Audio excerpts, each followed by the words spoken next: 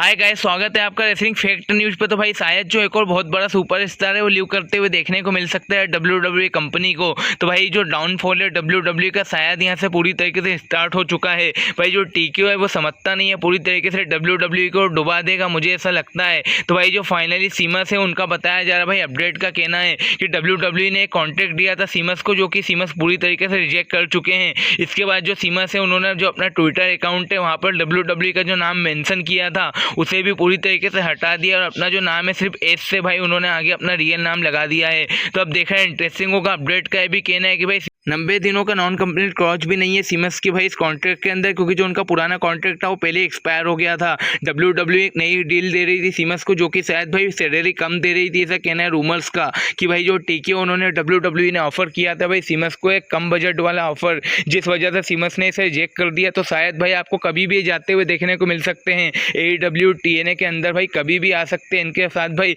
कोई 90 दिन वाला लफड़ा है नहीं। हाल ही में भाई 2 दिन पहले सीमस ने फोटो भी लगाई थी जहाँ पे उन्होंने भाई डिमांड की थी कि सीमस डिजर्व करता है IC चैंपियनशिप। तो भाई 2 दिन पहले तक तो सीमस का पूरा मन था, भाई इंटरेस्टेड थे WWE के अंदर रिटर्न करने के बारे में, जब भी तो भाई उन्होंने पोस्ट की थी। पर 2 दिन के बाद भाई जब TKO ने नई डील दी, जब भी कुछ रफड़ा हुआ है, तो भाई इससे अनुमान यही लगाया जा रहा है कि जो सीमस के साथ भाई डील है वो हाफ सैलरी वाली थी, जिस वजह से भाई सीमस ने पूरी तरीके से रिजेक्ट कर दिया इस आइडिया को। इतने शामिल है ये तो मुझे पता नहीं, पर शायद भाई जो कॉल है इनकी तरफ से था नहीं डेफिनेटली, क्योंकि भाई जो कॉन्ट्रैक्ट है वो TKO अपनी तरफ से दे रही है। आजकल भाई बजट कट भी काफ़ी ज़्यादा कर रही है और काफ़ी सारे सुपरस्टारों का भाई रूमर्स भी आई थी कि हाफ सैलरी पे काम कर रहे हैं। भाई मुझे समझ आता नहीं। हाल ही में भाई इन्होंने रॉयस किच को साइन किया और भी काफ़ी सारे ऐसे सुपरस्टारों को साइन किया हुआ है जो कि काम भी नहीं आ रहा है, भाई कंपनी के अंदर सर रहे हैं। अब भाई टामा टोंगा को ले लो, भाई कुछ कर ही नहीं रहे, कंपनी के अंदर फालतू पड़े हुए हैं। और भाई उसकी जगह मेस्यू सुपरस्टार भाई हॉल ऑफ फेमर को निकाल रही है कंपनी। देखा जाए तो भाई सीमस को 19 साल पूरे हो चुके हैं और भाई एक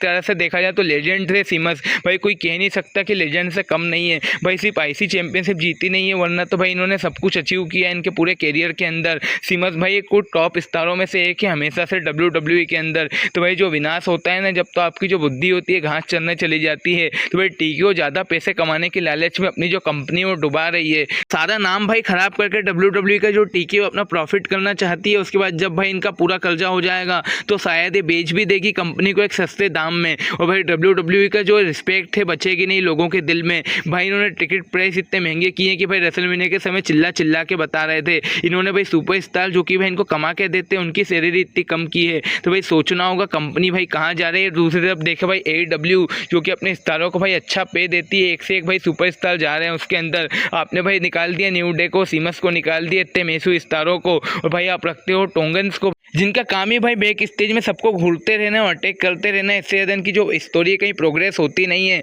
इसकी सिवा बात करें तो आप रॉयस किच को ले आओ भाई, जिसका भी कोई भरोसा है नहीं, जिसका फ्यूचर कुछ है नहीं। 1-2 साल में आप ही भूल जाओगे कि ये बंदा कौन है, भाई हम कहाँ से उठा के लाए थे।